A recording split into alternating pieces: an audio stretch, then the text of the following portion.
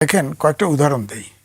1-11 সরকারের সময় দুই নেত্রী বন্দী ছিল। বিএনপির নেতারা যারা পরে সংশোধনবাদী হিসেবে পরিচিত, তাদেরকে পাঠানো হয়েছিল বেগম জিয়ার কাছে যে আপনি বিদেশ চলে যান। তিনি বলেছিলেন বিদেশে যাবেন, না হলে জেলে থাকতে হবে, জেলে থাকতে হবে। তিনি কিন্তু সেটা জেল মেনে নিয়েছেন। তাদেরকে বলেছে আমার পৃথিবীতে কোথাও জায়গা নেই, আমি বাংলাদেশেই থাকবো, বাংলাদেশের মাটিতেই থাকবো। শেষ পর্যন্ত তিনি ধুকে ধুকে ধুকে ধুকে জীবন দিয়েছেন, কিন্তু দেশ ছাড়েন নাই। কিন্তু শেখ হাসিনা কিন্তু চলে গিয়েছিলেন, আবার তিনি ফিরেছিলেন। তো আমার মনে হয় শেখ হাসিনার যে কথাগুলি বলেন সেগুলো মিন করেন কিনা সন্দেহ। এখন ভারতের সাথে আমাদের সম্পর্কের একটা টানাপোড়েন চলছে। যেমন ধরেন শুভেন্দু অধিকারী তাফালিং করতেছে, সেই হিসাবে সেই যুক্ত করে শেখ হাসিনাকে দিয়েও একটা কথা বলালো। এখন বাংলাদেশে এটা তো হিতে বিপরীত হলো। এই উকি ঝুঁকি মারা, এই যাতায়াত, তিনি জানেন যে একটা কেসে তার অলরেডি ট্রাইব্যুনাল তার বিচার হয়ে গেছে, ফাঁসির আদেশ হয়ে গেছে, আরও ট্রাইব্যুনাল ঝুলতেছে, আরও বিচার ঝুলতেছে, তিনি আসবেন না। তিনি জানেন তাকে আসলে ট্রাইব্যুনাল তিনিই করে গেছেন, এই ট্রাইব্যুনালের যে সাক্ষী প্রমাণ, তাতে করে তিনি ফাঁসির কাজটা তিনি পাবেন না, ফাঁসিতে ঝুলতেই হবে। সুতরাং আমার ধারণা তিনি আসবেন না। কিন্তু এটা আসলেই তিনি, যে ট্রাইব্যুনালের চিফ প্রসিকিউটর বলছে, ঠিকই একটা স্টানবাজি করেছে। অর্থাৎ যে পরিস্থিতি বাংলাদেশের এবং ভারতের যে টানাপোড়েন চলছে, সেটাকে আরও বেশি ঘনীভূত করা। দুই হচ্ছে, শেখ হাসিনা যে যখন গেল, তখন কিন্তু তিনি বলেছিলেন এক ফাঁকে যে আমি ভেবেছিলাম আমাকে টুঙ্গিপাড়া নিয়ে যাওয়া হবে। আচ্ছা বলেন, টুঙ্গিপাড়া কোনো এয়ারপোর্ট আছে? ওনাকে হেলিকপ্টার উঠাইছে, উঠে আগরতলা নিয়ে গেছে। হ্যাঁ, তারপরেও কি করে দিছে কেউ, তার গতিবিধি দেখা যায় নাই।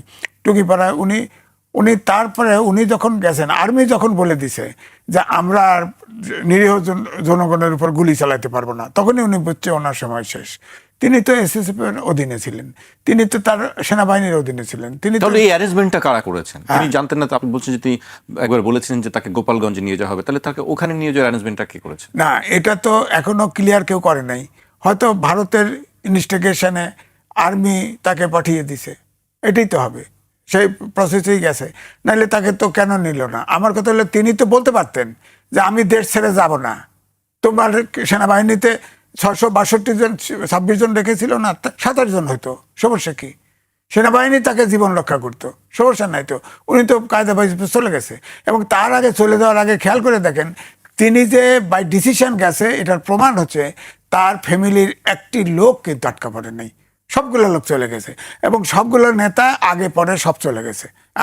তিনি জানতেন, তিনি অনুমান করেছেন, কিন্তু তিনি আসলে ভেবেছেন যে আমার জীবন রক্ষা করা দরকার, আমি থাকলে আমি মারা যেতে পারি। সুতরাং তিনি কেটে পড়েছেন।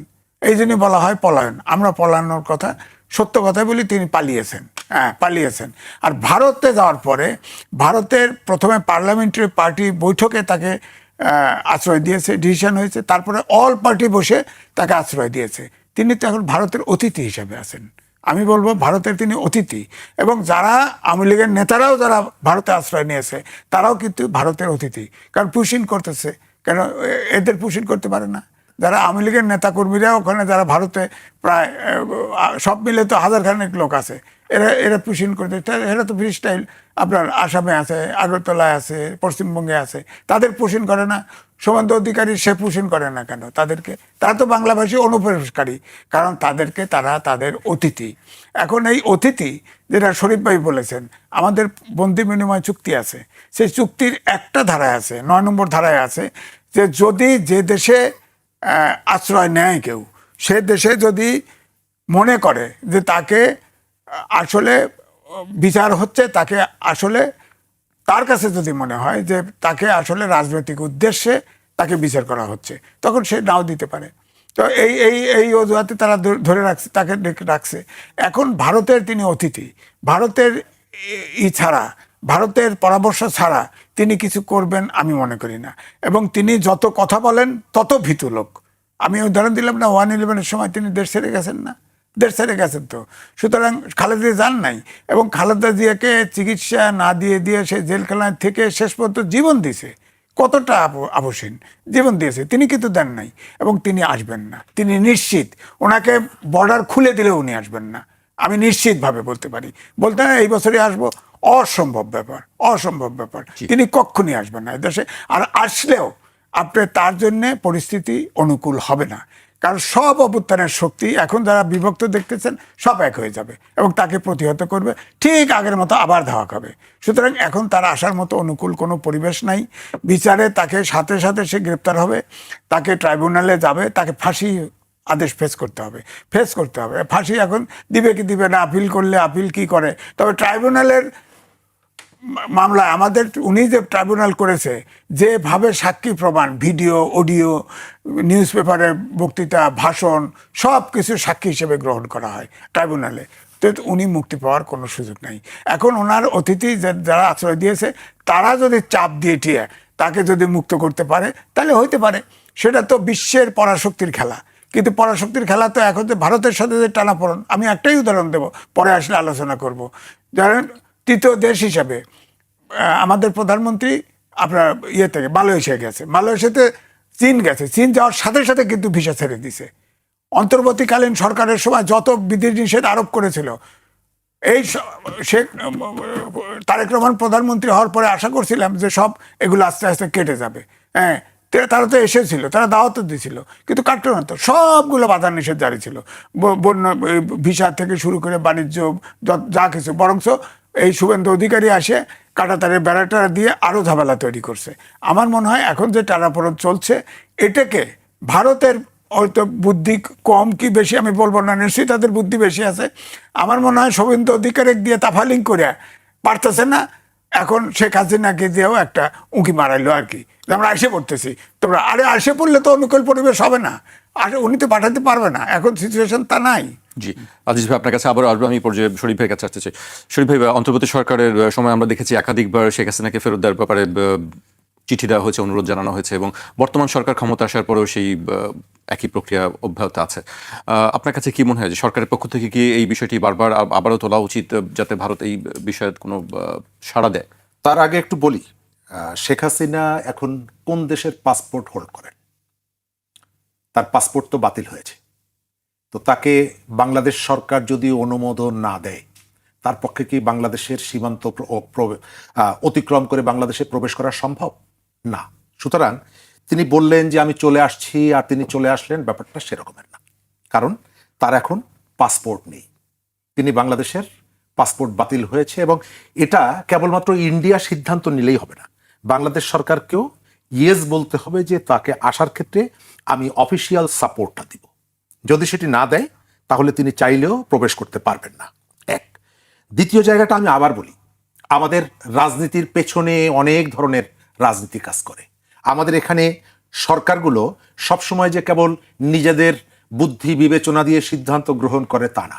আমাদের এই জায়গাগুলোতে বিভিন্ন সময়ে ওই যে ব্যক্তি রাজনীতির স্বার্থ, দলের স্বার্থ, অন্য দেশের স্বার্থ, অনেকগুলো বিষয় বিবেচনা করে আমরা সিদ্ধান্তগুলো নেই। আপনি খেয়াল করবেন, তারেক রহমান বাংলাদেশের প্রধানমন্ত্রী, তিনি চায়না সফরে যাবেন, তার আগে ছুটির দিনে আমেরিকার রাষ্ট্রদূত চলে গেলেন বাংলাদেশের পররাষ্ট্রমন্ত্রীর সাথে দেখা করার জন্য, গিয়ে বললেন ফুটবল নিয়ে আলোচনা করতে এসেছি, এবং যদি আপনারা আমেরিকার প্রশ্নে বাজি ধরেন তাহলে আপনারা কখনো ঠকবেন না। এটা তিনি কিন্তু খেলার কথা বলেননি। তিনি যেটা বলতে চেয়েছেন যে তোমরা যে চীনমুখী তোমার যে কূটনীতি, এই কূটনীতি তোমরা এমন কিছু করো না যাতে চীন এখানে একটা স্পেস পায়। তোমরা যদি আমাদের সাথে থাকো তাহলে তোমাদের লস হবে না। অর্থাৎ যাওয়ার সময় মনে করিয়ে দিল, আমরা কিন্তু কোনো স্বজন যখন বাইরে যায় আমরা তাকে বলে দেই এটা খাবা না, ওটা করবা না, তাকে সতর্ক করে দিই। আমেরিকার রাষ্ট্রদূত বাংলাদেশকে তার কূটনৈতিক ভাষা ব্যবহার করে আমাদেরকে সতর্ক করে দিয়েছে যে আমার সঙ্গে থেকো। যদি আমরা আমেরিকার কূটনীতিকের এই কথা না শুনি তাহলে আমাদের কি করবে এটা আমরা জানি না। তবে আমেরিকাকেও বিশ্বাস করা যায় না। আমাদের এখানে ভারত বলেন, চীন বলেন, রাশিয়া বলেন, যেই আসে না কেন, কেউ তার নিজের স্বার্থে আসে না, তা আমাদের স্বার্থে আসে না, তাদের কতগুলো স্পেসিফিক এজেন্ডা আছে, সেই এজেন্ডাগুলো হাজার বছর ধরে আমরা হাজার বছর ধরে। এখন আপনি তার সাথে কতটুকু বার্গেনিং করতে পারবেন, এই ক্যাপাসিটিটা আপনার কতটুকু আছে তার উপরে নির্ভর করে। এবং আমাদের একটা ন্যাশনাল ইউনিটি যেটা আমরা আসলে তৈরি করতে পারিনি, এবং শক্তিও তৈরি করার জন্য আমরা চেষ্টা করিনি। আমাদের যে বিরোধগুলো আপনি দেখছেন, ছোটখাটো বিষয় নিয়ে যে ধরনের পার্লামেন্টে আলোচনার যে জায়গাগুলোতে ওয়াকআউট, এটি গতকালকের যে ওয়াকআউটটা, এটা আসলে অভিযোগটা কি? এই অভিযোগটা থেকে পাবলিক ইন্টারেস্টের আরো অনেকগুলো বিষয় ছিল, যে বিষয়গুলো নিয়ে আসলে পার্লামেন্ট গরম হোক এটা আমরা চাই। কিন্তু আমাদের এই বিভাজনের সুযোগকে কেন্দ্র করে নানা পক্ষ এখানে ইন্টারফেয়ার করে। সরকার কতগুলো বার্তা দেওয়ার চেষ্টা করছে, কিন্তু এটি নির্ভর করবে আমার ডোমেস্টিক পলিটিক্সে তার নিয়ন্ত্রণ কতটুকু। যদি এখানে বিভাজনের যে জায়গাটা, জন অসন্তোষ যদি বাড়তে থাকে, তাহলে সরকার কাছের হোক দূরের হোক বার্গেনিংয়ের জায়গাটা দুর্বল হয়ে পড়বে। এবং বাংলাদেশ ঘিরে নানা ধরনের পলিটিক্স এখানে অ্যাক্টিভ আছে। আওয়ামী লীগের কথা যদি বলেন, আওয়ামী লীগ তার একেবারে আওয়ামী লীগ নিশ্চিহ্ন হয়ে গেছে তা না, তারা পালিয়ে আছে, এটি সত্য কথা। কিন্তু তার একটা বিরাট সাংগঠনিক শক্তি আছে, তার সাংগঠনিক কাঠামোর বিপর্যয় হয়েছে, কিন্তু তার কর্মী আছে, সে এখানে পরিস্থিতি উত্তপ্ত করার মতন তার সেই শক্তি আছে, তার বিপুল অর্থ আছে। গত 15 বছর সে লুটপাট করে যে টাকাটা জমিয়েছে, এটি তো আর অস্বীকার করা যাবে না যে তারা একেবারে সৎভাবে জীবনযাপন করেছে। ফকির 3 বছর 4 বছরের মধ্যে শত শত কোটি টাকার মালিক হয়ে গেছে। সুতরাং এই টাকাটা সে তার পলিটিক্সকে ফিরিয়ে আনার জন্য যে ইনভেস্ট করবে না, এবং সেই ইনভেস্টের জায়গাটা যে একেবারে স্বচ্ছ পলিটিক্সে হবে তা তো না।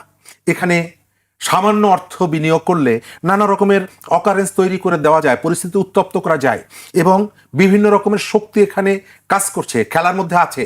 আমাদের এটা তো একটা প্লে গ্রাউন্ড। আপনি বিশ্বকাপ খেলা চলছে, হঠাৎ করে আপনি যেভাবে দেখছেন কালিমাকে সামনে রেখে এটিকে ইস্যু হিসাবে ব্যবহার করে সারা দেশে যে প্ল্যান করে যে ধরনের একটা পরিস্থিতি তৈরি করা হচ্ছে, এটা কি মনে হয় যে খুব ইনোসেন্টলি এই কাজগুলো করা হচ্ছে? না, খেলা আছে।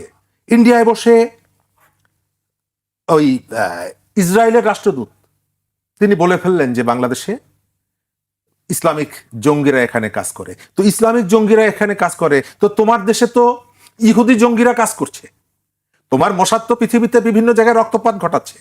কিন্তু ওই যে একটা টার্গেট দিয়ে, একটা নাম দিয়ে আপনি এটিকে ধরবেন, ধরার আগে তো একটা গ্রাউন্ড তৈরি করবেন। এবং আমি তো মনে করি এই যে পতাকা মিছিল, এই ইসরায়েলের রাষ্ট্রদূতের বক্তব্য, বাংলাদেশে ঢোকার পরে ভারতীয় হাইকমিশনার যেটি বললেন আকাশের দিকে তাকিয়ে, সবগুলোর সাথে মিল আছে। এবং বাংলাদেশের রাজনীতিতে গলি অলিগলি কানাগলি এগুলোর যে উপস্থিতি, এগুলো তো আর বন্ধ হয়ে যায়নি। আমাদের এখানে সিভিল ব্যুরোক্রেসি, আমাদের এখানে অন্যান্য যে সমস্ত ফোর্সগুলো দাঁড়িয়েছে, তারা যে একেবারে দেশপ্রেমিক তা তো না, তাদের অনেককেই নানা কাজে নানাভাবে ব্যবহার করা যায়। সুতরাং আমাদের সামনের দিনগুলোতে খুব স্মুথলি যে আমরা এগিয়ে যাব, আমরা পার করবো সেটি না। সরকারের আচরণের জায়গায় অনেকগুলো জায়গায় এখনো সমস্যা আছে। সরকারের পক্ষ থেকে, প্রধানমন্ত্রীর পক্ষ থেকে মন্ত্রীদের অনেকেই অনেক কথা বলেন, কিন্তু তাদের সমস্ত কর্মীদেরকে কি তারা নিয়ন্ত্রণ করতে পেরেছে? সুশাসনের যে বার্তাটা অনেকগুলো জায়গায় অনুপস্থিতি আছে এখন পর্যন্ত। একটু আগে দেখলাম, আপনার এখানে আসার আগে দেখলাম গাজীপুরে, সেখানে গার্মেন্টসের সামনে গিয়ে বলেছে জুট এটি নিয়ে যে বাণিজ্য আমাদের সাথে নেগোসিয়েশনে আসতে হবে। অর্থাৎ একটা ফ্যাক্টরিতে গিয়ে এই যে হুমকিটা কারা দেয়? যাদের রাজনৈতিক ক্ষমতা আছে, প্রশাসনিক ক্ষমতা আছে। তো এখন রাজনৈতিক ক্ষমতা, প্রশাসনিক ক্ষমতা কার? বিএনপির আছে। তো বিএনপির নেতাকর্মীরা তার দলের প্রধান এবং প্রধানমন্ত্রীর যে মেসেজটা, যে তিনি একটা পরিবর্তন করতে চাইছেন, তার সাথে কি তারা যুক্ত হচ্ছে? নানা জায়গায় তারাই যে খুন খারাপিগুলোর সাথে যুক্ত হচ্ছে। সুতরাং এই বিষয়গুলোকে আপনি কার্পেটের নিচে রেখে দিয়ে আপনি শুনশান একটা পরিচ্ছন্নতা আপনি দেখাতে পারবেন, কিন্তু আপনার পেছনে যে আবর্জনাটা আছে, রাজনীতির আবর্জনা, অর্থনীতির আবর্জনা, আমাদের যে ডোমেস্টিক পলিটিক্স, আমাদের এখানে আইন শৃঙ্খলা, আমাদের পারস্পরিক সম্পর্ক, বৃহৎ অ্যাক্টরদের সঙ্গে আমাদের সম্পর্ক, সবকিছু মিলিয়ে সমন্বয় করাটা খুবই চ্যালেঞ্জিং। সেই চ্যালেঞ্জটা কিভাবে মোকাবেলা করা সম্ভব? এই জায়গাটায় প্রথমত নির্ভর করে সরকারের দৃঢ়তা। সরকার যদি দেশের মধ্যে আপনার জনগোষ্ঠীকে নানা পোলে আপনি বিভক্ত করে রাখেন, রাজনৈতিক ইউনিটি ছাড়া, ভাই যেটি বললেন আপনি খেয়াল করবেন, পাকিস্তান এবং ভারত দুটো দেশের পারমাণবিক শক্তি আছে, পারমাণবিক বোমা আছে, কিন্তু দুটো দেশের মধ্যে যখন কোনো বিষয়ে সংঘাতের পরিস্থিতি তৈরি হয়, তারা প্রথম কি কাজটা করে? সমস্ত রাজনৈতিক দলগুলোকে নিয়ে বসে। কারণ জনগণের যে ইউনিটি, এটা পরমাণু অস্ত্রের থেকেও শক্তিশালী। কেন? নরেন্দ্র মোদী এবং ভারতের যে সোনিয়া গান্ধী, তাদের মধ্যে রাজনৈতিক ইউনিটি কি খুব হৃদ্রতাপূর্ণ? নো, তাদের মধ্যে বিরোধ আছে, তাদের মধ্যে সংকট আছে। পাকিস্তানেও একই রকম, ইমরান খানকে জেলবন্দি করে রেখেছে, তারপরেও ইমরান খানের দলের সাথে সেখানকার প্রধানমন্ত্রী মুসলিম লীগ তারা বসে। কারণ কি? কারণ তারা মনে করে পাবলিকের ইউনিটি থেকে শক্তিশালী কোনো অস্ত্র নেই। কিন্তু আমার এখানে আমি যেটা দেখতে পাই, আপনি কথায় কথায় সরকারি দল মাত্র 3 মাস আগে ক্ষমতা এসেছে, 4 মাস আগে ক্ষমতা এসেছে, তার অনেকগুলো জায়গায় ভুল আছে, অনেকগুলো জায়গায় সমালোচনা করার আছে, কিন্তু আপনি এখনই তাকে বলছেন 3 মাস আগে 6 মাস আগে যাদের মধ্যে ইউনিটিটা ছিল সেই শক্তিকে আপনি শাহবাগে লটকে রাখতে চান। আপনি গতকালকেও শুনলাম ময়মনসিংহে আমাদের একজন ধর্মীয় নেতা মামুনুল হক সাহেব তিনি বলছেন শেখ হাসিনার যে পরিণতি হয়েছিল তারেক রহমানের সেম পরিণতি হবে। অর্থাৎ আপনি এই জায়গায় এগুলো হয়তো মানে রাজনৈতিক বক্তব্য কিংবা মাঠের বক্তব্য। এখন হ্যাঁ, আপনার রাজনৈতিক বক্তব্যটা নেতা এবং কর্মী অনেক সময় রাজনৈতিক কৌশল হিসাবে আপনি কতগুলো কথা বলেন, কিন্তু এই কথাটা যখন বলা হয় আপনার সমস্ত কর্মীরা তো পলিটিক্যালি এডুকেটেড না। কর্মীদের অনেকের কাছে এই বার্তাটা যায় যে আমাদের একটা যুদ্ধের প্রস্তুতি নিতে হবে। কাদের সাথে? আমরা 1 বছর আগে যারা হাতে হাত রেখে পুলিশের বন্দুকের সামনে আমরা দাঁড়িয়েছিলাম। তো এই যে ইউনিটিটাকে আপনি বিভক্ত করছেন, এক পক্ষ আর এক পক্ষকে আক্রমণ করছেন, এক পক্ষ আর এক পক্ষকে ঘায়েল করার চেষ্টা করছেন, এটি যদি আপনি কন্টিনিউ করেন নিজের দেশের মধ্যে হানাহানি মারামারি, তাহলে ওই যে শক্তি সেই শক্তি আপনি অর্জন করতে পারবেন না। এবং আর্থিক অবস্থা আপনার যত ভালো থাকুক না কেন, থিওরিটিক্যাল জায়গায় আপনি রাজনীতিটা যতই আপনার পারফেক্ট হোক না কেন, আপনি যে উদ্ভূত পরিস্থিতি, এই উদ্ভূত পরিস্থিতি মোকাবেলা করতে পারবেন না এই ইউনিটিটা যদি আপনার না থাকে। রেটরিক স্পিচ যেটাকে বলে সেটি পরিহার করা সবসময় বলা হয় যে রাজনীতিবিদদের ক্ষেত্রে একটি মাত্রা রেখে কথা বলা উচিত, এটি বলা হয় সবসময়।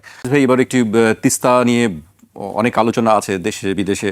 আজকে প্রধানমন্ত্রী সংসদেও বক্তব্য দিয়েছেন এবং বলেছেন যে কোনো মূল্যে তিস্তা মহাপরিকল্পনা বাস্তবায়ন করা হবে। প্রধানমন্ত্রীর বক্তব্য কিছু উল্লেখ করতে চাই। প্রধানমন্ত্রী তারেক রহমান বলেছেন দেশের মানুষের পানির প্রবাহ নিশ্চিতে বর্তমান সরকার পদ্মা ব্যারেজ নির্মাণের উদ্যোগ নিয়েছে। এই ব্যারেজ নির্মাণের মাধ্যমে বর্ষা মৌসুমে যে অতিরিক্ত পানি আসে সেই পানি আমরা ধরে রাখবো যাতে শুষ্ক মৌসুমে কৃষক সহ সবার কাছে সেই পানি সরবরাহ করা যায়। সে সময় জাতীয় অগ্রাধিকার ভিত্তিতে এই সরকার যে কোনো মূল্যে তিস্তা ব্যারেজ মহাপরিকল্পনা বাস্তবায়ন করবে বলে উল্লেখ করেন প্রধানমন্ত্রী। দেখেন, আমি প্রথমে শরীফ ভাইয়ের একটা কথা বলি যে আসলে দেশ চালাবে রাজনীতিবিদ, গণতান্ত্রিক বিশ্বে এটাই বলা হয়। কিন্তু আমরা দেশ স্বাধীন হওয়ার পর থেকে জাতি গঠনের কখনো চেষ্টা করি নাই। আপনি এখন পাকিস্তানের সাথে হকি খেলা দেন, বাংলাদেশের ক্রিকেট খেলা দেন, পাকিস্তানের সমর্থক পাবেন। ভারতের সাথে খেলা দেন, ভারতের সমর্থক পাবেন। এরকম অভাগা জাতি কমই আছে। আগে দেখেন, আমরা স্কুল ইউনিভার্সিটি পর্যন্ত পড়তাম যে দুর্নীতিবাজ তাকে এড়িয়ে চলতাম, তাকে মন থেকে ঘৃণা করতাম। এখন টাকালা হচ্ছে দেশ চালায়। আমরা আদর্শলিপি পড়তাম, লেখাপড়া করে যে গাড়ি ঘোড়া চড়ে সে, এখন লেখাপড়া করে যে গাড়ি চাপা পড়ে সে। অর্থাৎ আমরা এরপরে আপনি দেখেন ইউনূস সাহেব 11টা সংস্কার কমিশন করেছে। বিজ্ঞানের যুগে আপনার শিক্ষা কমিশন করে নাই। আমাদের দেশে আমি লিখেছিও 12 প্রকারের শিক্ষা ব্যবস্থা আছে এবং সব জায়গায় মাস্টার ডিগ্রি দেওয়া হয়। মাস্টার ডিগ্রি প্রাপ্ত একটা লোক কখনো তার যে শিক্ষা এই চিন্তার থেকে বেরোয় না। যেমন আমি ইংরেজি পত্রিকায় বরাবর কাজ করি, দেখা গেল ঢাকা ইউনিভার্সিটিতে পড়ে আসে জার্নালিজমে, মাস্টাররা যা পড়ায় দেয় ওর থেকে বেরোতে পারে না। 1 বছর ওই চিন্তার থেকে ছুটাইতে সময় লাগে। হ্যাঁ, তো সুতরাং এরাও তাই। এই 12 প্রকার শিক্ষা 12 প্রকার, যার ফলে কোনো ইস্যুতে আমরা একমত হতে পারি না। আর জাতি আস্তে আস্তে ধীরে ধীরে এমন জায়গায় চলে গেছে, মনোজগতের এমন পরিবর্তন ঘটে গেছে, আমরা প্রত্যেককেই যারা আছি এখানে 3 জন বসে আছি, সুযোগের অভাবে আমরা চল না। সুযোগ পাইলেই আমরা চলি না, এটি সবার ক্ষেত্রে না। এই তো আমি 3 জনের কথাই বললাম। আমি বলছি যে আমরা মনোজগৎটা এমন হয়ে গেছে যে মনোজগৎটা আত্মকেন্দ্রিক হয়ে গেছে, আমরা জাতি গঠন করতে পারি নাই। এই জন্য আমরা জাতীয় ইস্যুতে একমত হতে পারি না। এখন ধরেন ভারত আমাদের চাইতে কিন্তু বাড়তি। আপনি দেখেন শেখ হাসিনাকে তারা রাষ্ট্রীয়ভাবে আশ্রয় দিয়েছে, তারা অতিথি বানিয়েছে। আমরা কাউকে এভাবে অতিথি বানাতে পারবো না। আর আমাদের রাজনীতির কম্পোজিশন, যেটা শরীফ ভাই বললো, দলগুলোর দ্বিমত, একটা দক্ষিণপন্থী, আর একটা মধ্যপন্থী, আর একটা বামপন্থী, এরা রাজনীতি আলাদা, এক হবে কী করে বলেন? এক হওয়ার তো সুযোগ নাই, সুযোগ কম। তো এই জন্য আমি বলছি যে হ্যাঁ, জাতীয় ইস্যুগুলোতে অন্তত পক্ষে রাজনৈতিক দলগুলো অন্তত এক সুরে কথা বলা উচিত। এখন ধরেন ভারতের সাথে যে টানাপোড়েনটা চলছে, এটা তো আপনার শেখ হাসিনা একটা উপলক্ষ। আমি তো বললামই, শেখ হাসিনাকেও টুলস হিসেবে ভারত ব্যবহার করেছে আমার ধারণা। ওই এনডিটিভি সাক্ষাৎকার ওনার নিজের মনের কথা না, কারণ উনি নিজেই ভালো বোঝে উনি ভীত এবং উনি আসবে না, এই রিস্ক নিয়ে আসবে না। নিরাপদ না হলে তার আত্মীয়রা একদম নিরাপদ ভূমি বাংলাদেশ না বানায় দিলে সম্ভব না। এই জন্যই হয়তো ওই রাজশাহী বিভাগ দখল করতে চায়, আমাদের ফেনী আলাদা করতে চায়, আলাদা করে আলাদা দুইটা হিন্দু ভূমি বানাতে চায়, এগুলো করতে বলতেছে তো তারা। এবং নরেন্দ্র মোদী, শুভেন্দু অধিকারী নিজেও বলছে যে, অর্থাৎ তারা তো ইতিমধ্যে আপনার 4টে জায়গা দখল করে তো তাদের বলছে লেন্দুপতি বানাইছে না, শেখ হাসিনাকে তো লেন্দুপতি প্রায় বানায় ফেলছিল।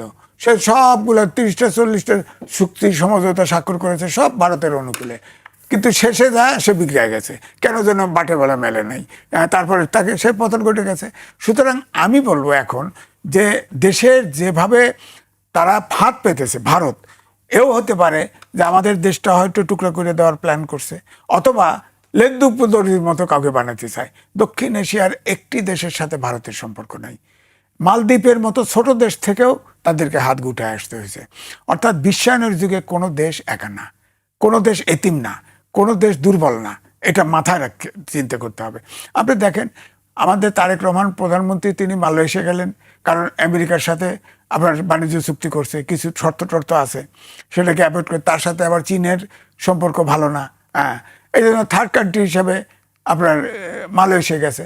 মালয়েশিয়া কীভাবে রিসিপশন দিচ্ছে আমাদের বাংলা গান দিয়ে, ওখান থেকে চীনে গেছে, চীনে যাওয়ার সাথে সাথে আপনার ভিসা খুলসা হয়ে গেছে। আগে করলেন না কেন?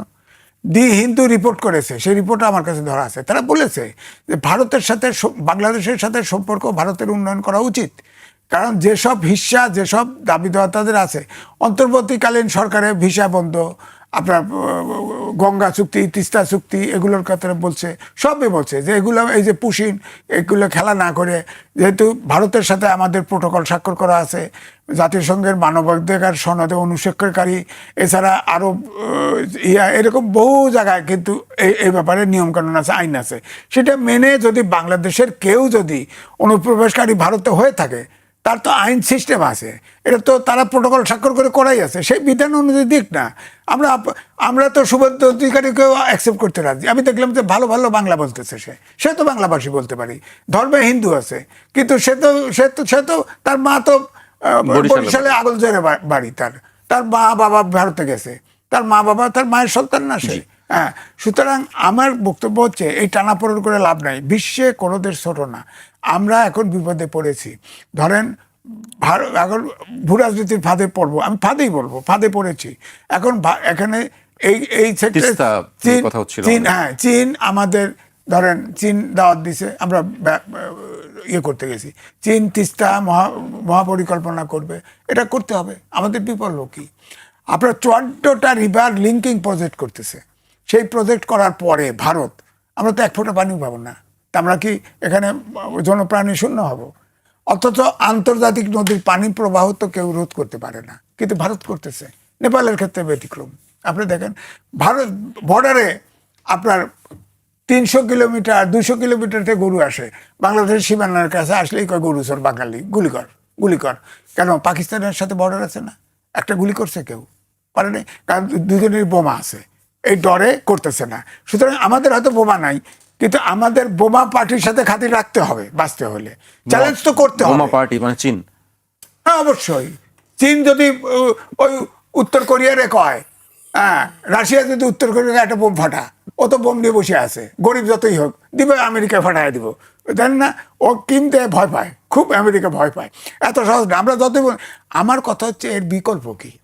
আমার বিকল্প আছে, পদ্মা ব্যারেজ, তিস্তা ব্যারেজ দেওয়া ছাড়া আমার বিকল্প কি? এখন ধরেন যেটা বলছে যে আপনার চীন থেকে মায়ানমার হয়ে চট্টগ্রাম পর্যন্ত আপনার অর্থনৈতিক করিডোর, এ ব্যাপার আলোচনায় আছে, এটা সরকার চিন্তা করতেছে। যদি দেখা যায় যে, আমি তো একদিকে মনে করি যদি এরা চীনকেও বিশ্বাস করা মুশকিল, আবার ট্র্যাপে ফেলায় যায় কিনা সন্দেহ তো।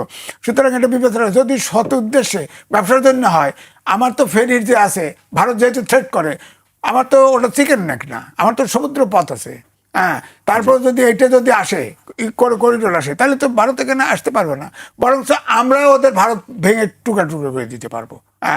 তো এই জন্য আমি বলছি যে ভারতের সাথে আমাদের দরকার, ভারতকেও আমাদের দরকার। একসময় ভারত ধরেন পাকিস্তানকে দুর্বল করার জন্য দুই ভাগে ভাগ করছে। সেখানে আপনার জিন্না আমাদেরকে এক পাশে ঠেলে তার অংশ সে বুঝে নিয়ে গেছে। হ্যাঁ, আমরা আমাদের সিরাজউদ্দৌলা আছে না, বলছে না যে ইয়ার বাংলা বাংলা বিহার উড়িষ্যার নবাবতী অধিপতি ছিল না। হ্যাঁ, তো বাংলা বিহার উড়িষ্যা কোথায়? উড়িষ্যা কোথায়? আমরা তো পূর্ব পাকিস্তানের অল্প দূর। তো নতুন করে ভাগ করেন, তাহলে ঠিক আছে, নতুন করে ভাগ করেন। বাংলা বিহার উড়িষ্যা নবাব, এটা তো আমি মনে করবো আমরা তো সেই ছোটবেলায় যে নাটক দেখছি, নাটকেই তো সিনেমা দেখছি। সিরাজউদ্দৌলা নাটকের একটি ডায়লগ ডায়লগই আছে, বাংলা বিহার উড়িষ্যার অধিপতি নবাব আনোয়ার হোসেনের একটি বিখ্যাত। এই জন্য আমি বলছি যে ভারত আমাদের 3 ভাগ ইয়ে আছে, বাণিজ্য আমাদের দেশের কাছাকাছি 3 ভাগ ঘুরে আছে, আর একটা পাশ হলো সমুদ্র। এখন এই সমুদ্রের উপরে কিন্তু মানুষের তির্যক আছে। ধরেন দক্ষিণ এশিয়া দিয়ে শুরু করে সব জায়গায় সারা বিশ্বে 80টা সেনাঘাঁটি আছে আমেরিকার। এখানে নজর থাকতে পারে বাংলাদেশে। সুতরাং আমার কথা হলো, ভারত আমাদের প্রতিবেশী, মুক্তিযুদ্ধে আমাদের সহযোগিতা করছে, হ্যাঁ তার ইন্টারেস্টে করছে। পাকিস্তান 2 ভাগ করার জন্য করছে, ভাগ করে এখন আবার বাংলাদেশ ভাগ করতে চায়, বাংলাদেশ কিনে নিতে চায় একখান, জানেন তো, ভারত কার্ডার কিনে নিতে চায়। এগুলি আলোচনা আমরা শুনছি। এই জন্য আমি বলছি সোশ্যাল মিডিয়া আমাদের তো কিছু করার নাই। তবে আমার ধারণা যে বিশ্বায়নের যুগে কেউ এতিম না, সুতরাং আমাদের সুসম্পর্ক করতে হবে, বা অন্য শক্তির সাথে সুসম্পর্ক সবার সঙ্গে, হ্যাঁ সবার সঙ্গে আমরা সুসম্পর্ক রাখতে চাই সমতার ভিত্তিতে। আজিজ ভাই অনেক লম্বা দিচ্ছিলেন, আমি সেই তিস্তার বিষয়টি আমি পুরোপুরি জানতে পারলাম না। একটি কথা আমি উল্লেখ করতে চাই আপনি আলোচনার আগে। প্রধানমন্ত্রী একটি কথা বলেছেন, যে কোনো মূল্যে, তিনি এই শব্দটি উচ্চারণ করেছেন। ধন্যবাদ। প্রধানমন্ত্রী বলেছেন যে কোনো মূল্যে, এবং গতকালকে পানি সম্পদ মন্ত্রী বলেছেন দরকার হলে অন্য নামে। এর ভেতর থেকে কতগুলো প্রশ্ন তোলার সুযোগ আছে, প্রশ্ন তোলাও যায়, আলোচনাও করা যায়, কিন্তু সেই আলোচনাটা অনেক বিস্তৃত, এখন হয়তো তবে আজিজ ভাই যেগুলো বললেন, অনেকগুলো জায়গায় কথা বলা যায়, আবার এটি নিয়ে তর্কও করা যায়। আমরা আমাদের রাজনীতিতে যেমনি বাস্তবতাও আছে, জুজুর ভয়ও আছে। আমরা যখন পার্বত্য শান্তি চুক্তি করি, তখন এখানে বলা হয়েছিল ফেনী পর্যন্ত বাংলাদেশ ভারতের কাছে চলে যাবে, মনে পড়ে? জি। আমাদের এখানে মিথ, এটি আমাদের রাজনীতিতে চালু আছে, এবং এটা দিয়ে আমরা যার যার পজিশনটাকে ঠিক রাখার চেষ্টা করি। আমি জিজ্ঞেস করি, একটা প্রতিবেশী ভারতের যে আচরণগুলো, এগুলো ঔদ্ধত্যপূর্ণ আচরণ, কিন্তু সে ঔদ্ধত্যের বিরুদ্ধে যে ধরনের শক্তির সাহস নিয়ে কথা বলার সুযোগ যখন ছিল, আমরা কি বলেছি?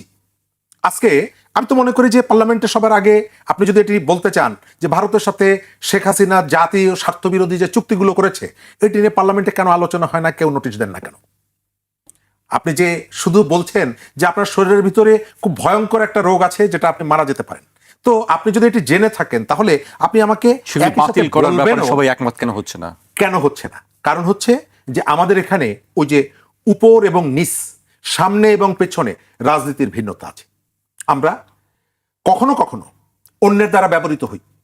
আমি স্পষ্ট করে বলি, আমাদের এখানে আপনি দেখবেন একটা অংশ আছে যার অনবরত চেষ্টা করে মানুষকে উজ্জীবিত করে রাখার জন্য। বাংলাদেশের সেনাবাহিনী যদি দুর্বল হয়, তাহলে ইরান অথবা ইরাকের কোনো লাভ অথবা লস নাই। লাভ হচ্ছে আমাদের প্রতিবেশী ভারত এবং মিয়ানমারের। আমাদের দেশের মধ্যে সারাদিন যদি অস্থিরতা কাজ করে, তাহলে উত্তর কোরিয়া অথবা জাপানের লাভ অথবা লস নাই। লাভ এবং লস হচ্ছে আমাদের ওই ভারত এবং মিয়ানমারের, কারণ তারা আমাদের নিকটতম প্রতিবেশী। আমাদের এখানে তরুণরা যদি জ্ঞান বিজ্ঞান অগ্রগতি প্রযুক্তিতে নিজেরা শিক্ষিত না হয়ে সারাদিন একেবারে কার্যের মধ্যে জড়িয়ে থাকে, হানাহানির মধ্যে জড়িত থাকে, যুক্ত হয়ে থাকে, তাহলে এর ফলে আমেরিকা বা ওই মধ্যপ্রাচ্যের সৌদি আরবের কোনো লাভ অথবা লস নাই। লাভ অথবা লস হচ্ছে আমাদের প্রতিযোগী যারা, প্রতিদ্বন্দ্বী যারা আমাদের আশপাশের। আমি কখনো কখনো কি মনে করি জানেন, তারা আমাদের একটা সেকশনকে কাজে লাগিয়ে অনবরত এগুলোর বিরুদ্ধে, এই বিষয়গুলো নিয়ে সারাদিন আমাদের মধ্যে এক ধরনের মানে জ্ঞানজাম তারা পাকিয়ে রাখে। আপনি খেয়াল করে দেখবেন, গত 1.5 বছরে সেনাবাহিনীর বিরুদ্ধে যেভাবে বিষোদ্গার করা হয়েছে, এবং এটি তো খুব পরিকল্পিত ছিল যে আপনার এক একটা বাহিনীকে আপনি দুর্বল করে ফেলেন। কারণ কি? কারণটা হচ্ছে সরাসরি অন্যের পারপাস সার্ভ করার জন্য। এই যে পশ্চিমবঙ্গে বিজেপি ক্ষমতা গ্রহণ করেছে, তার পেছনে কারণ হিসাবে আমি এখানে যে ধরনের প্রপাগান্ডা, উন্মাদনা, এটিও একটা অনেকাংশে এটি তাদেরকে সহযোগিতা করেছে। তার মানে এই না যে আপনি তার অন্যায় কাজগুলোকে মেনে নেবেন। আমি আপনাকে মনে করব আপনি বাস্তবতার আলোকে সিদ্ধান্তটা নেবেন। এই যে আমাদের যে তরুণরা, আপনি গত 2 বছরে আপনি কোথাও আমাদের এই শিক্ষা, জ্ঞান, বিজ্ঞান, গবেষণা এই বিষয়গুলো নিয়ে কখনো কোনো তর্ক বিতর্ক শিক্ষার্থীদের মধ্যে আলাপ আলোচনা কি শোনেন? সারাদিন আমরা হচ্ছে কাকে ধরবো এবং কাকে মারবো। সারাদিন আমরা হচ্ছে এমন কতগুলো এজেন্ডা নিয়ে, একটা শিক্ষার্থী যদি সারাদিন এইগুলোর মধ্যে থাকে সে তার লেখাপড়ার দিকে কখন যাবে? এক। দ্বিতীয়ত হচ্ছে আজকের যুগে পার্মানেন্ট শত্রুও কেউ না, পার্মানেন্ট মিত্রও কেউ না। যদি হতো তাহলে আজ ভোরে আফগানিস্তান সীমান্তে পাকিস্তান হামলা চালিয়ে 29 জনকে হত্যা করেছে। আফগানিস্তানে এখন যারা ক্ষমতায় আছেন এদেরকে ক্ষমতা আনার ক্ষেত্রে সব থেকে বেশি কন্ট্রিবিউশন তার মধ্যে হচ্ছে পাকিস্তান। সেই পাকিস্তানের সাথে সে এখন যুদ্ধে জড়িয়ে গেছে, আফগানিস্তান যুদ্ধ জড়িয়ে গেছে। কারণটা কি? কারণটা স্থায়ী শত্রু এবং মিত্র নাই।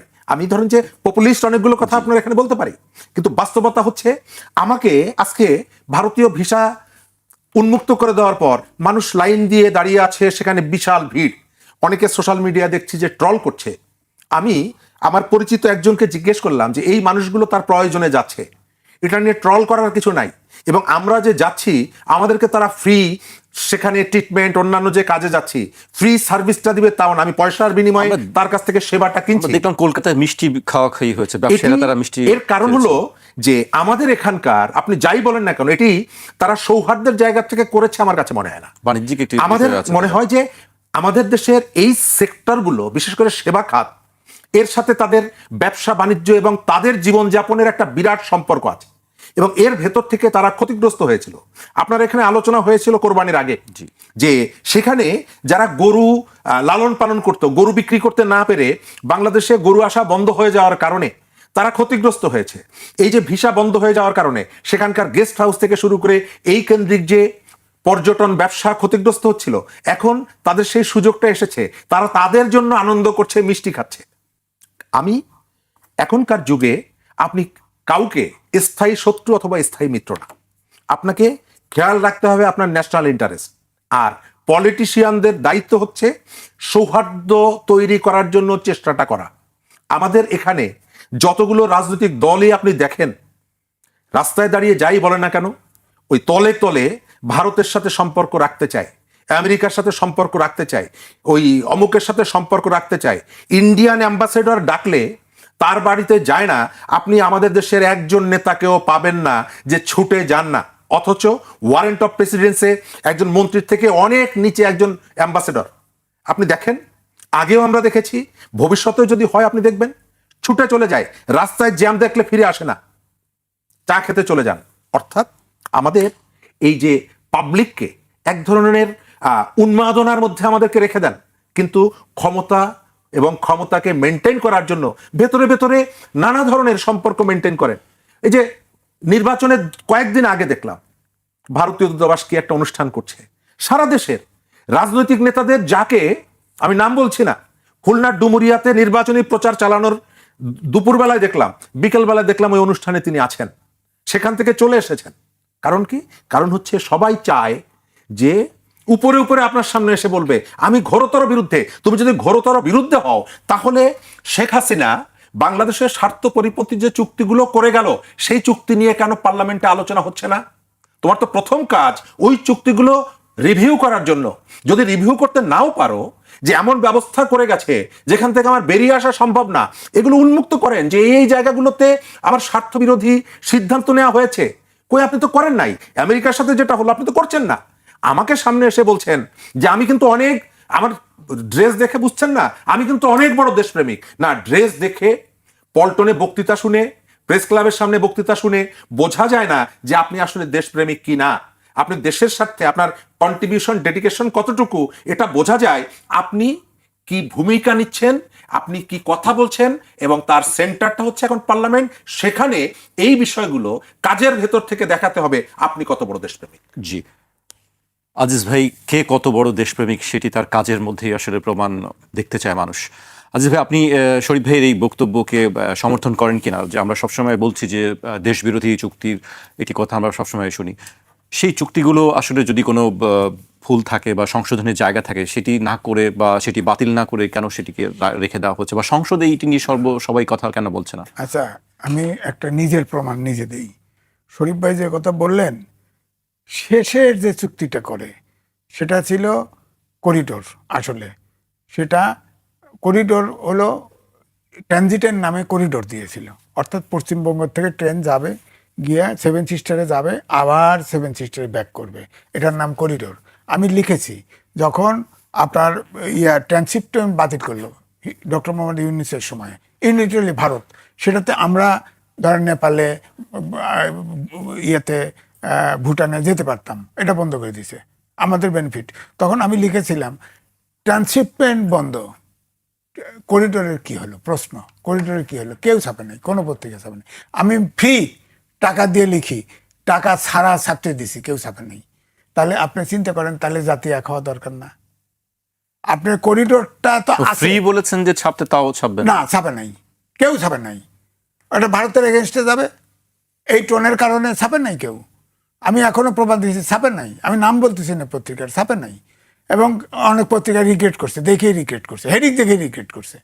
আপনি বলেন তারা ছাপে নাই, এমনি তো পত্রিকায় টাকা দিতে চায় না, আমি ছাপি, দুই জায়গায় দুই পত্রিকায় দেই, টাকাও পাই, আমি নিউজ দিই, কিন্তু তারাও ছাপে নেই, এইটা ছাপে নেই। অর্থাৎ আমি বলছি মিডিয়া, আমাদের মিডিয়া যে রোল প্লে করা সেটাও করতেছে না, ব্যক্তিও করতেছে না। ধরেন রাজনীতিবিদদের ভিতরে আমাদের সুশীল সমাজ বলেন, যা বলেন, সব জায়গায় কিন্তু এই যে সস্তা আপনার 2 পয়সা দিয়ে কেনা যায় এরকম এজেন্সি লয়ে বসে আছি।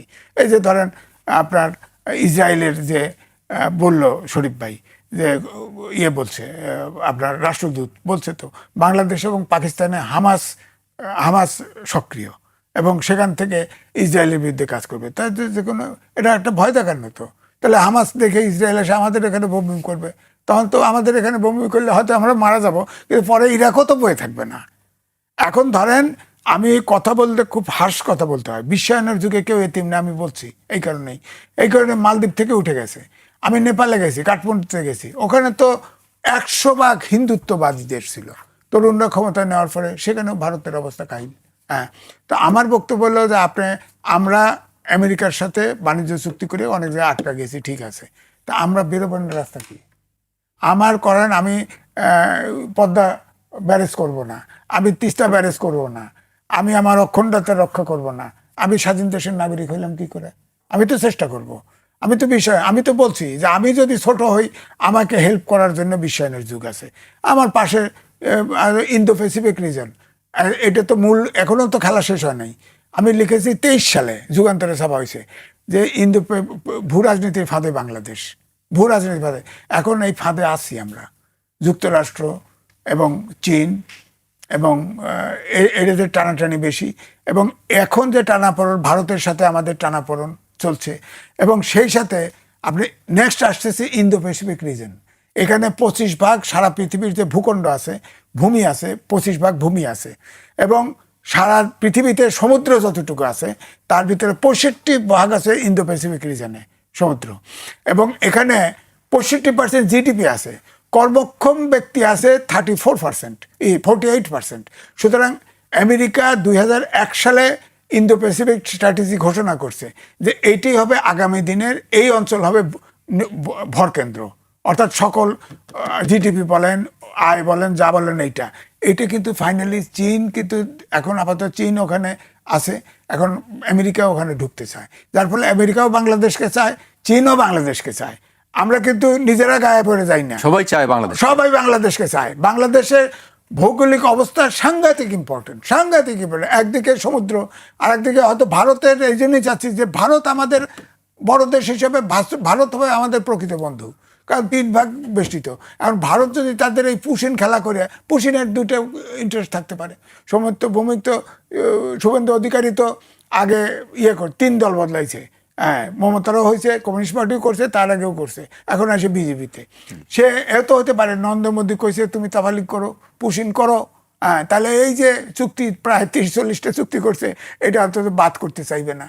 হ্যাঁ, তা আমার বক্তব্য হলো যে আর একটা হতে পারে যে বাংলাদেশের কথা হলো, বাংলাদেশ একটা স্বাধীন দেশ, ভারত একটা স্বাধীন দেশ, প্রদেশের মুখ্যমন্ত্রী কি করলে এতে কি আসে যায়? সরকার টু সরকার আলোচনা করে এটা সলভ করুক। ভারতের সাথে আমাদের সম্পর্ক দরকার, ভারতেও আমাদের সাথে সম্পর্ক কিন্তু রাখা ওই যে দরকার। আপনি বলছিলেন যে তাফালিং বন্ধ করতে হবে, হ্যাঁ, এটা বন্ধ করতে হবে। আজকে আমাকে শেষ করতে হচ্ছে। আপনাদের দুজনকে অনেক ধন্যবাদ আমাদেরকে সময় দেওয়ার জন্য। আজ এখানে শেষ করছি, কাল আবার দেখা হবে ঠিক রাত 12টায়।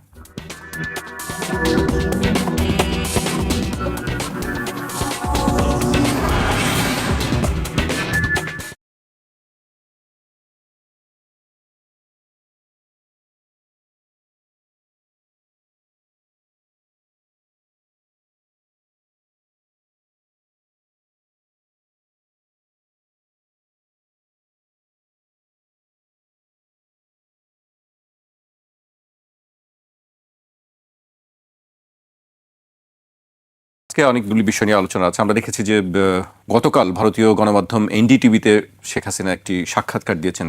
তার সাক্ষাৎকারের পরেই সেটির প্রতিক্রিয়াও আছে। আমরা দেখেছি ট্রাইব্যুনালে প্রতিক্রিয়া জানিয়েছেন চিফ প্রসিকিউটর। এর পাশাপাশি পার্লামেন্ট অধিবেশন চলছে, সেখানে প্রধানমন্ত্রী তারেক রহমান বক্তব্য দিয়েছেন এবং তিনি বলেছেন যে কোনো মূল্যে তিস্তা মহাপরিকল্পনা বাস্তবায়ন করা হবে। এর পাশাপাশি আরও অনেক বিষয় নিয়ে তিনি কথা বলেছেন। আমি প্রথমেই শরীফ ভাইকে দিয়ে শুরু করতে চাই। শরীফ ভাই, এর আগেও শেখ হাসিনা তিনি বলেছিলেন যে দেশে ফিরবেন, কিন্তু এবারই যেটি এনডিটিভির সাক্ষাৎকার, তিনি বলেছেন যে নির্দিষ্ট একটি সময়সীমা উল্লেখ করেছেন যে এই বছরের মধ্যেই ফিরবেন। তার এই বক্তব্যের পরে আমরা আজকে ট্রাইব্যুনালের একটি প্রতিক্রিয়া দেখেছি। আমি সেই প্রতিক্রিয়াটা উল্লেখ করতে চাই। শেখ হাসিনার এই সাক্ষাৎকারের পর আন্তর্জাতিক অপরাধ ট্রাইব্যুনালের চিফ প্রসিকিউটর মোহাম্মদ আমিনুল ইসলাম এই ঘোষণাকে রাজনৈতিক স্ট্যান্ডবাজি বলে উল্লেখ করেছেন। তিনি বলেছেন, সত্যিই যদি সাহস থাকে তাহলে দেশে এসে জুলাই হত্যাযজ্ঞের বিচার মোকাবেলা করুন। শরীফ ভাই। ধন্যবাদ আপনাকে, ধন্যবাদ আমার সাথের আলোচক এবং দর্শক শ্রোতাদেরকে। শেখ হাসিনা এবং আওয়ামী লীগ গণ অভ্যুত্থানের ভেতর থেকে উচ্ছেদ হয়েছেন রাষ্ট্র ক্ষমতা থেকে এবং দেশের তাদের অনুগত তাদের দলের বিপুল সংখ্যক নেতাকর্মী, বিশেষ করে উচ্চ পর্যায়ের নেতারা, তারা দেশ থেকে পালিয়েছেন, দেশ ত্যাগ করেছেন অথবা করতে বাধ্য হয়েছেন। একটা জুলাই হত্যাকাণ্ডের মামলায় শেখ হাসিনার মৃত্যুদণ্ড ঘোষিত হয়েছে। এটি নিম্ন আদালতের বিচার। এখন সেই বিচারে শেখ হাসিনার মৃত্যুদণ্ড দেওয়া হয়েছে, কিন্তু দেশে আসার ক্ষেত্রে কোনো রকমের বাধা দেওয়ার কথা বলা হয়নি।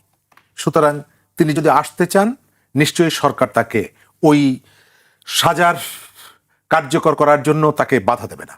কিন্তু প্রশ্ন হলো তিনি আসবেন কিনা। আমার যেটা মনে হয় যে রাজনীতিবিদরা এই ধরনের পরিস্থিতির অনেকেই মোকাবেলা করেছে সারা পৃথিবীতে, এবং এর আগেও শেখ হাসিনা দুবার এই ধরনের পরিস্থিতিতে, বিরূপ রাজনৈতিক পরিস্থিতিতে তিনি দেশে এসেছেন। একটা হচ্ছে 15ই আগস্টের 75-এর 15ই আগস্টের পরে, সম্ভবত 81 সালে। আরেকটা হচ্ছে তত্ত্বাবধায়ক সরকারের সময়, 111 সরকারের সময়। তখনকার যে প্রেক্ষাপট এবং তার বিরুদ্ধে যে অভিযোগ, সেটি এক ধরনের ছিল। এখনকার প্রেক্ষাপট এবং অভিযোগটা আর এক রকমের।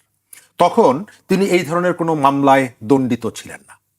এবার তার মাথার উপরে ফাঁসির দণ্ড আছে। এটি তাকে মোকাবেলা করতে হবে আইনি পদ্ধতিতে। তিনি, তার নেতাকর্মীরা এই কথার পরে বিভিন্ন জায়গায় দেখছি উজ্জীবিত হচ্ছেন, মিছিল মিটিং করছেন। আবার আপনি যদি যাদের সাথে টুকটাক দেখা হয় বা কথা হয়, তাদেরকে যদি এই সম্পর্কে বিস্তারিত জিজ্ঞেস করেন, তারা আসলে কেউই জানে না কি হতে যাচ্ছে। অর্থাৎ তাদের দলের যিনি প্রধান, তিনি বার্তাটা দিয়েছেন ভারতের একটা গণমাধ্যমকে, কিন্তু তার নিজ দলের নেতাকর্মীদের কাছে এই বিষয়টা পরিষ্কার না।